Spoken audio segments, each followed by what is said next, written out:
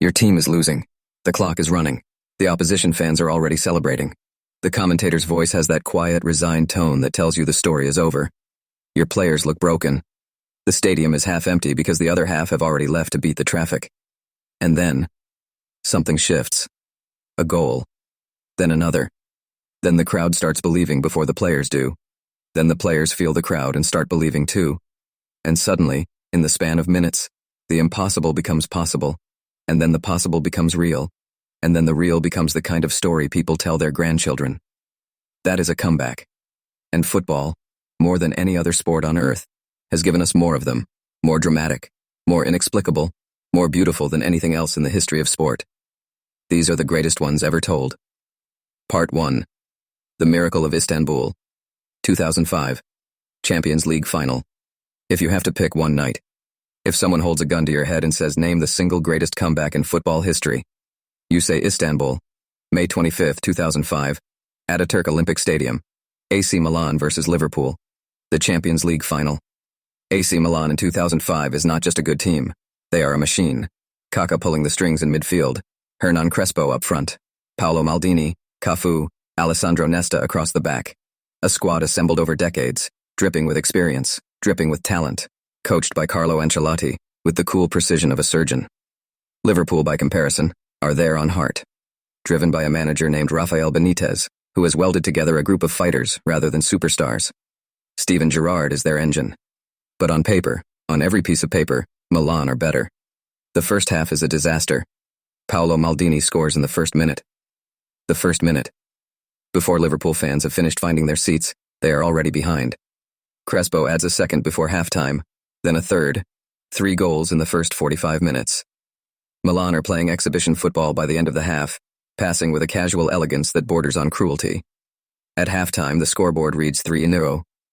Liverpool fans in the stadium sit in silence. Some are already crying. In living rooms and pubs across England, people are turning off their televisions. Not in anger. In grief. In the dressing room, Steven Gerrard looks at his teammates and says something. We will never know exactly what. But whatever it was, it works. Liverpool come out for the second half and within 6 minutes they score 3 goals. 6 minutes. Gerrard heads in a cross. Vladimir Smicer rockets one in from distance. Xabi Alonso's penalty is saved, but he tucks away the rebound. 3-3. The stadium erupts with a noise that witnesses still say was the loudest sound they have ever heard inside a football ground. Milan players stand with their hands on their knees, staring at the ground, trying to understand what has just happened to them. The game goes to extra time. Then penalties. Liverpool goalkeeper Jerzy Dudek saves twice in the shootout, pulling off a stop from Andriy Shevchenko, one of the greatest strikers alive at the time, that defies all known laws of goalkeeping. Liverpool win. Steven Gerrard lifts the European Cup. He is weeping before he gets it above his head. In Liverpool, the streets fill through the night. Not just because their team won, because of what they came back from, because of what it means when a group of people refuse to believe it is over. Istanbul, the greatest comeback ever. Part 2. Barcelona 6-1. PSG, 2017. Champions League. For a long time, Istanbul stands alone. Then on March 8, 2017, Barcelona does something that makes the football world collectively lose its mind. The context is everything. In the first leg of their Champions League last 16 tie, Barcelona had traveled to Paris and been dismantled. PSG, powered by Angel Di Maria, Edinson Cavani, and Marco Verratti, had won 4-0 at the Camp Nou, against Barcelona. It was humiliating in its completeness. No team in Champions League history had ever overturned a 4-goal deficit. The mathematics were simple and brutal. Barcelona needed to win by 4 goals without conceding a single one, or win by 5 conceding 1, or win by 6 conceding 2.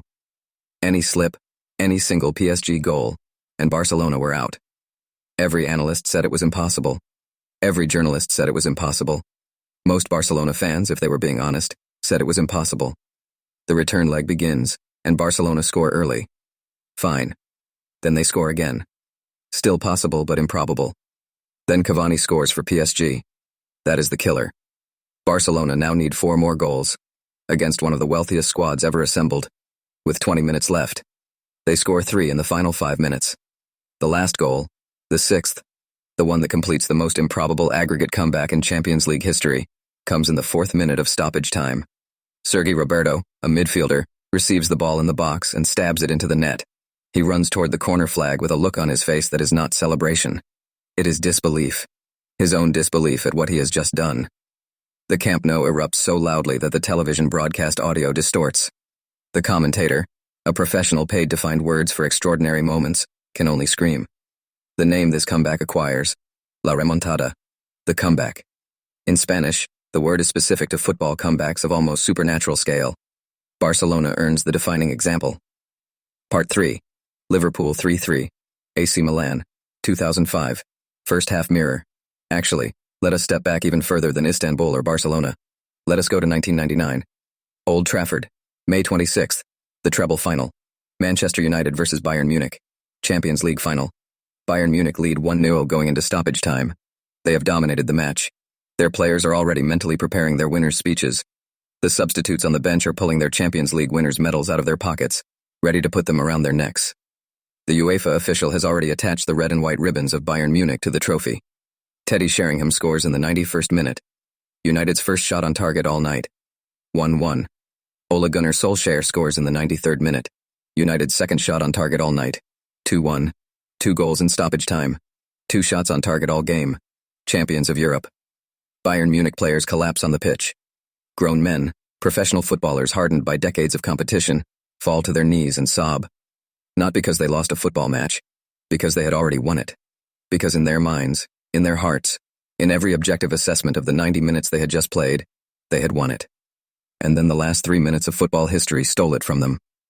Peter Schmeichel, United's goalkeeper, does a cartwheel on the pitch at the final whistle. He is 35 years old and has been playing goalkeeper for 30 of them. He does not care. He is doing cartwheels. Sir Alex Ferguson says afterward that his players never stopped believing. That is the cliché. But the Bayern Munich players never stopped believing they had won either, and look what happened to them.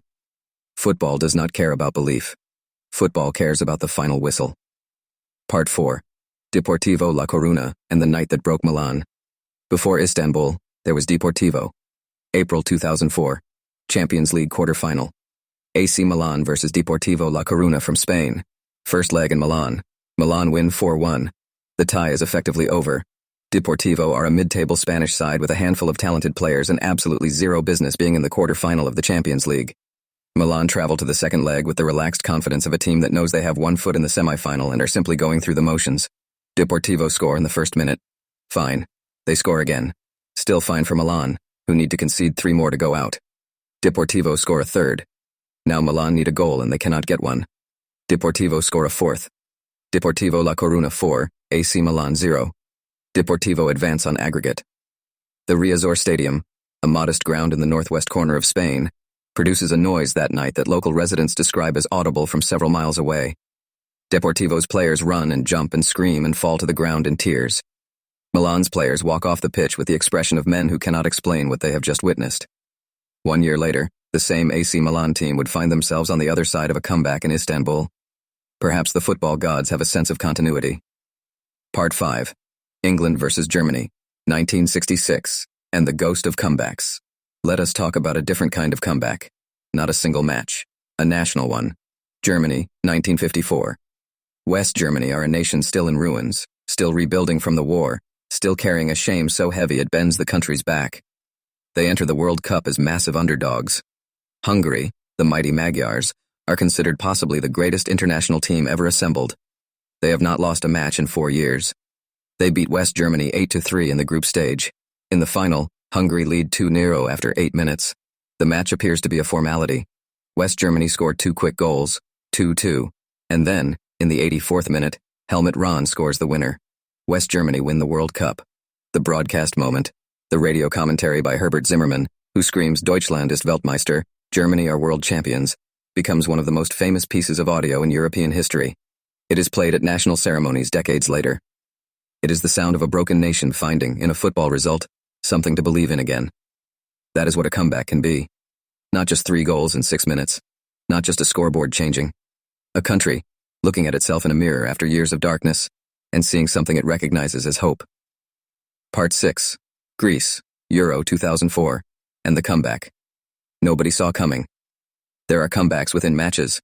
And then there are comebacks across entire tournaments. Euro 2004, Portugal. Greece entered the tournament as 150-1 outsiders. They are considered the weakest side in the competition. Their football is defensive, organized, and deeply unglamorous. Nobody outside Greece expects them to win a single match. They beat Portugal in the opening game. Portugal, the host nation, led by Luis Figo, powered by a young Cristiano Ronaldo. On home soil, in front of 65,000 Portuguese fans. The Greek players celebrate at the final whistle, like men who cannot believe they are still in the tournament. Then they keep winning. They beat France. They beat Czech Republic in the semi-final. And in the final, again against Portugal, again in Lisbon, again against the host nation. Angelos Charisteas heads in a corner in the 57th minute, and Greece hold on to win the European Championship. Otto Rehagel, a 65-year-old German manager who speaks barely a word of Greek and communicates with his players through a translator, is carried off the pitch on the shoulders of Greek footballers who are weeping openly. The Greek Prime Minister calls it the greatest sporting achievement in Greek history.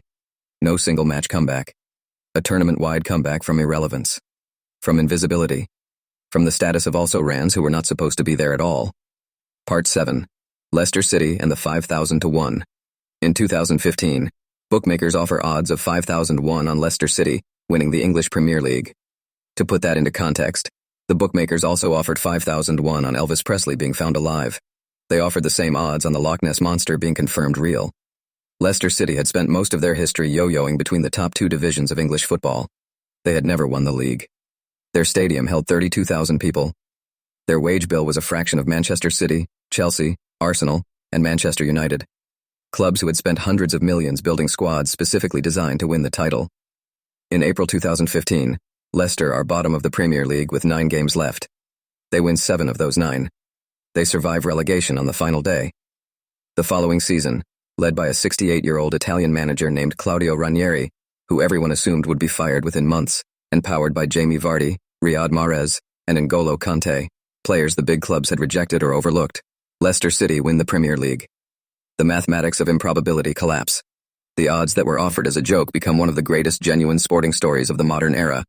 On the night the title is mathematically confirmed, Leicester are at home watching Tottenham draw on television, a result that hands them the championship.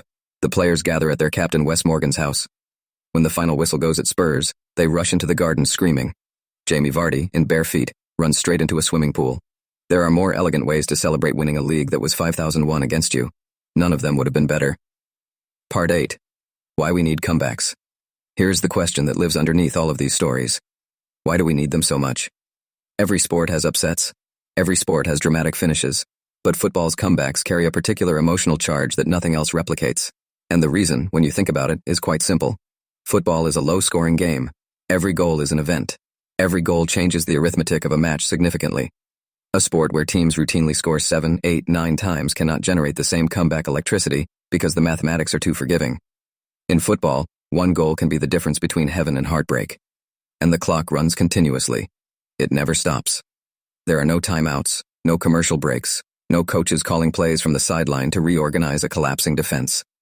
The clock runs, the players adapt, and the drama accumulates in real time in a way that is uniquely, perfectly suited to generating the specific emotional texture of a comeback. But it is more than mechanics. Comebacks matter because they are the sporting version of a truth we all need to believe in. That it is not over until it is over. That the deficit you face at halftime, in a football match, in a career, in a life, is not the final verdict. That momentum can shift. That the improbable is not the same as the impossible. When Liverpool came back from 3-0 down in Istanbul, people watching were not just watching a football match. They were watching proof of something. That groups of people, bonded by a common goal, refusing to accept what the scoreboard tells them, can overturn things that should not be overturnable. The greatest comeback ever is probably still ahead of us, and the whole world will be watching.